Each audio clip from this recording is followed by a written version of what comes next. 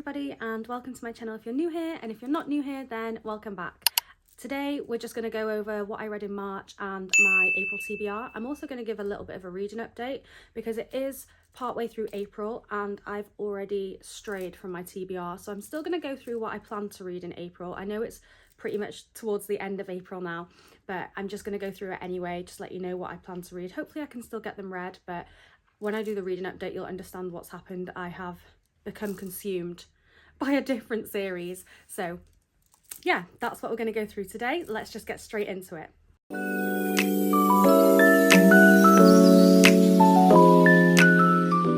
So I started March off with Nocticadia by Kerry Lake. This is a dark academia, fantasy, romance, all that good stuff. It's mostly dark academia. It's set in a school. Check your trigger warnings. There are some dark themes in here, but I rated this one, I think it was 4 stars. I rated this one.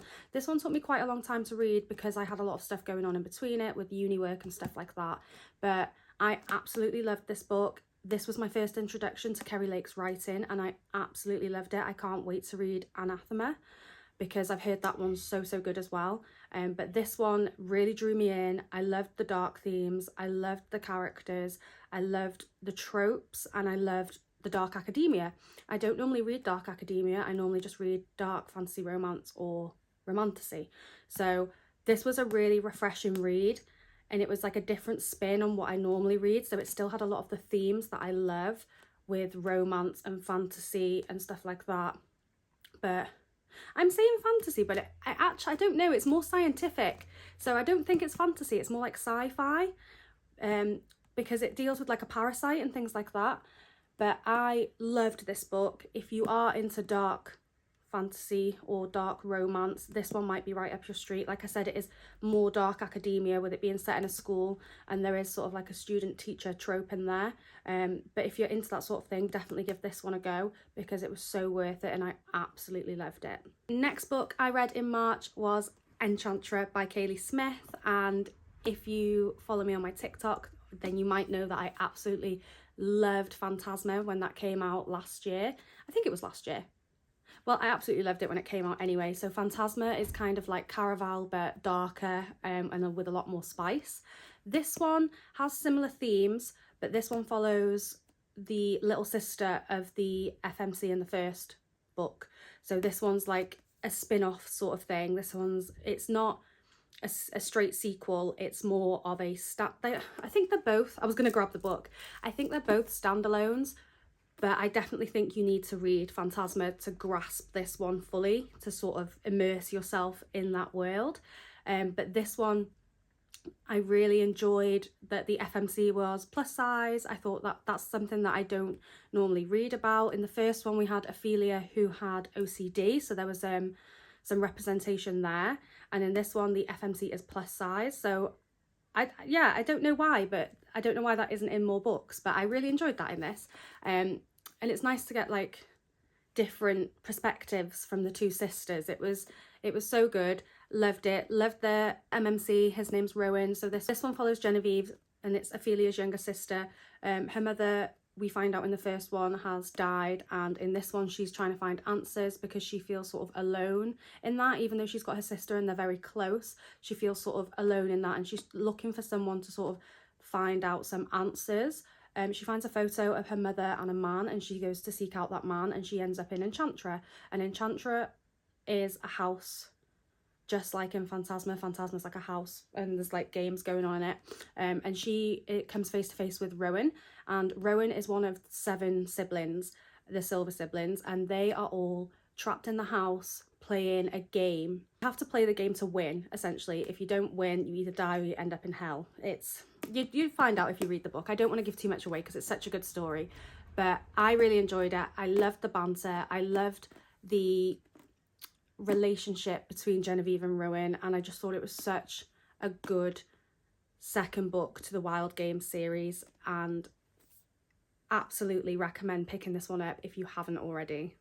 So the third and final book that I read in March is The Scattered Bones by Nicole Sgrano. It's really difficult to put this one into words because it's such a beautiful story and it's so heartbreaking and it's so gut-wrenching, but it's also lovely and romantic and about true love. It's a dark fantasy romance again, and it's got gods in it. And again, like, check your trigger warnings, because like I said, it is dark, so there might be some stuff in there that triggers some people, but the story is just so breathtakingly beautiful. It's such a good standalone like story. It's only about 280 something pages, so if you're looking for a short dark fantasy romance read, I definitely recommend picking up The Scattered Bones. But like I said, it is dark, so definitely read up on your trigger warnings there. The Scattered Bones follows the two main characters in a forbidden love story, and it doesn't end well. And then the rest of the book is the FMC going through a series of trials against gods to try and find the scattered bones of her former lover. And yeah, it is just, like I said, it is gut-wrenching, it's heartbreaking, but it's also beautiful. And if you haven't read it, I definitely recommend it. So those are the books that I read in March. I only read 3 books in March because, like I said, I had a lot of uni work in March. So, you know, life does life. But that's what I read in March. And now I will move on to my April TBR. So in April, I plan to read 7 books. I'm doing pretty well. It's just that I have completely strayed from my TBR. And I have already read 7 books, but it's none of the books. Actually, one of the books is one that I plan to read. The rest are not.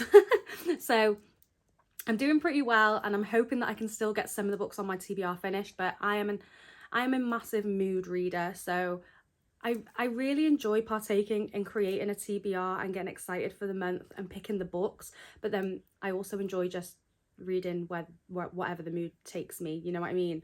So I still create TBRs every month because I enjoy doing it. And you know what, if you enjoy doing something, it doesn't matter. You don't have to be held accountable to your TBR, do you? So I'll go through what I put on my TBR, and then I will go through a reading update and just let you know what I'm currently reading and where I'm at. So the first book that I plan to read in April is Reign of Shadows and Endings. I've actually already read this one, and it was my book club's book of the month. I go to a book club in my local town, a fantasy romance book club, and the book that we chose was Reign of Shadows and Endings by Melissa K. Rowrich. And this book I had really mixed opinions on, but I rated it 4 stars. I really did enjoy it, but it made me feel a lot of things. It made me feel a lot of emotions. So the book follows, why do I forget all of the main characters' names? So this book follows Tessa, and she's a fae, and in this realm, the fae are sort of like lesser creatures to the legacies. I can't remember the main character's name. The legacy guy, like the main guy, I can't remember his name. I remember Luca, I remember Axel, I remember Tessa, I remember Dex, I remember all the other names. I just can't remember the main guy's name, and it's terrible.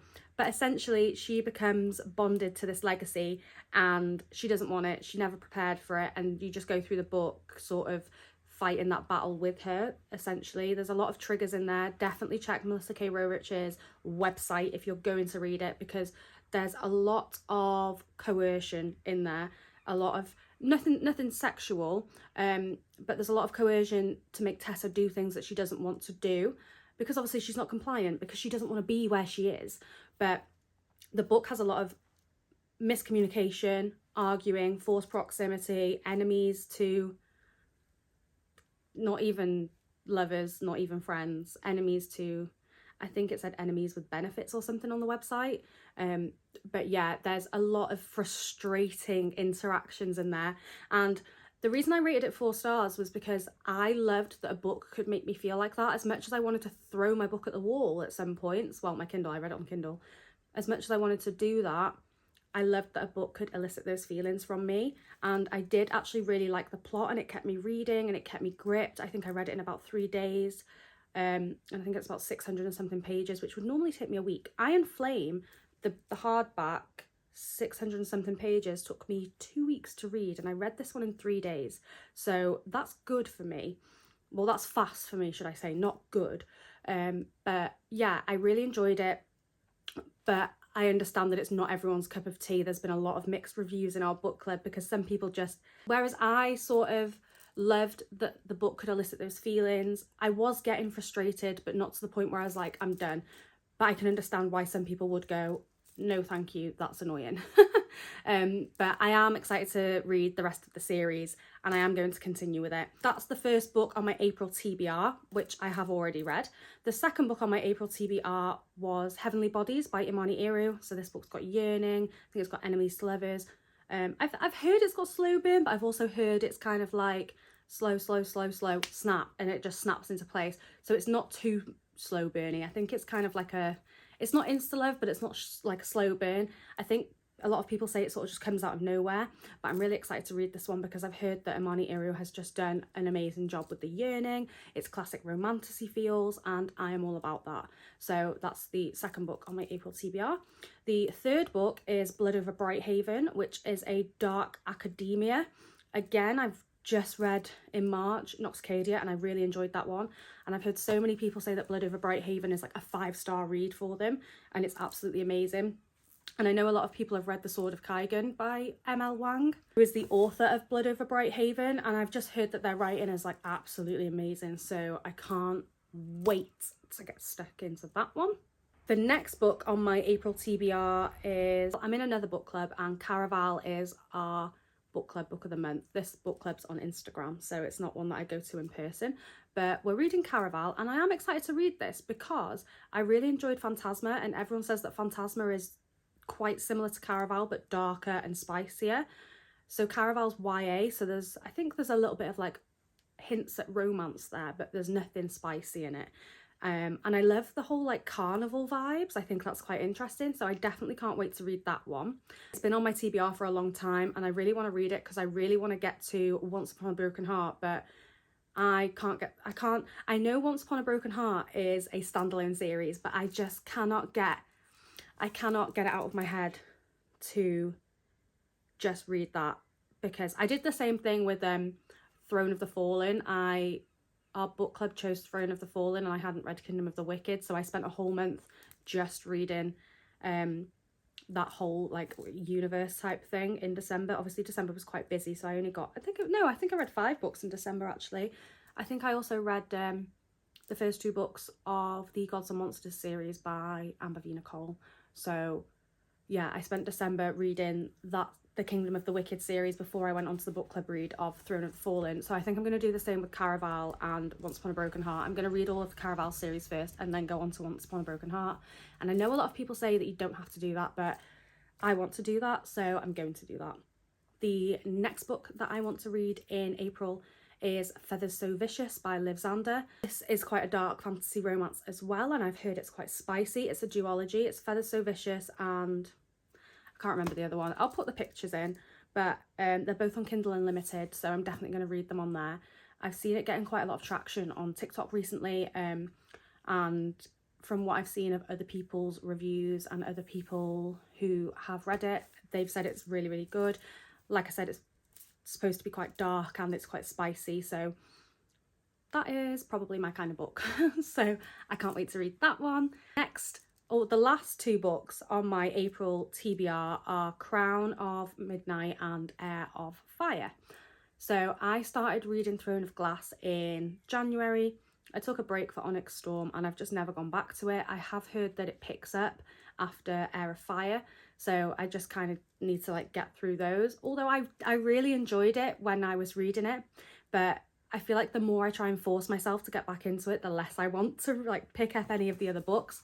So I'm just giving it a breather. I'm not going to force myself to get back into it. I know I'll enjoy it when I start reading it again, but because I've taken such a long break, it's like my head's been taken out of that sort of space, that vibe, that mood, because when I read Assassin's Blade and Throne of Glass, I was so raring to go with Crown of Midnight, but now I'm out of that space. I feel like my brain's just like, meh, take it or leave it.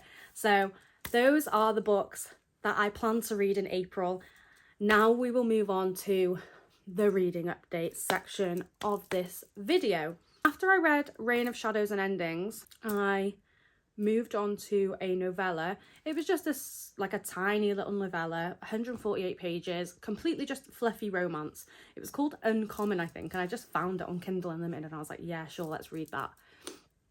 And then I was reading it and I was loving it, and then when I finished it, I thought, right, what's on my TBR? And I looked at it all and I thought, oh, I'll either read Heavenly Bodies or Blood Over Brighthaven. But for some reason, my brain went, why don't you start Zodiac Academy?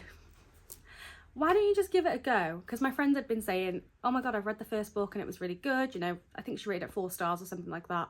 She was like, it was really good. Give it a go. It's definitely right up your street and you'll love it.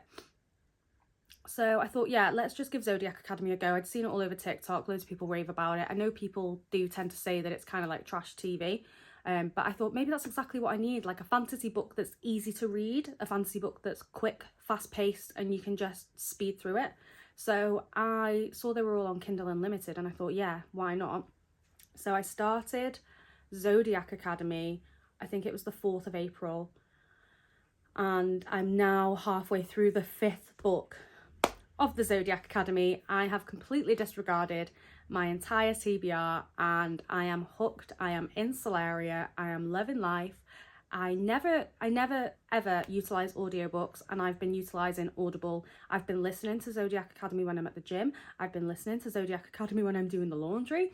I've been listening to Zodiac Academy on my way to work, and then in the evenings I've been reading it on my Kindle, and I just cannot get enough of it. I love the world. I love the characters. The Vega twins are just like, they speak to my soul. I like relate so deeply to that stubbornness in Tori, and I just love the softness of Darcy. Like, she's soft but she takes no shit type thing, and I just love that. And I love the slow burn. I love the yearning and the tension and because there's twins and they're both main characters, you get 2 different romances, and I absolutely love both of them.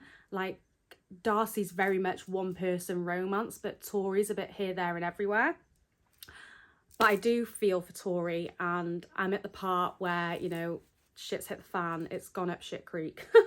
So I'm really enjoying the Zodiac Academy. If you've read it, please comment and let's talk about it. Obviously, if you've read it all, please don't spoil anything for me, but I am loving it and I cannot wait to finish the series. Actually, I want it to go on forever, but I'm also like, I need to know what happens. Every time I finish one of the books, I pick up the next one straight away, downloading it on my Kindle, because I just need to know what happens, and I'm just absolutely loving it. That was my March reads, April TBR, and my reading update, because I am aware that I've not posted a video for a few weeks. But you know, life just lifes, doesn't it? You can only do so much with your days, and I have a little girl, so that's where my priorities lie. But this is fun, and I love coming on here and chatting to you guys about my reading and my books and all that sort of stuff. So if you've read any of the books mentioned in the video, please leave a comment down below with your opinions or your thoughts. Let me know. And as always, thank you so much for watching, and I'll see you in the next one. Bye guys.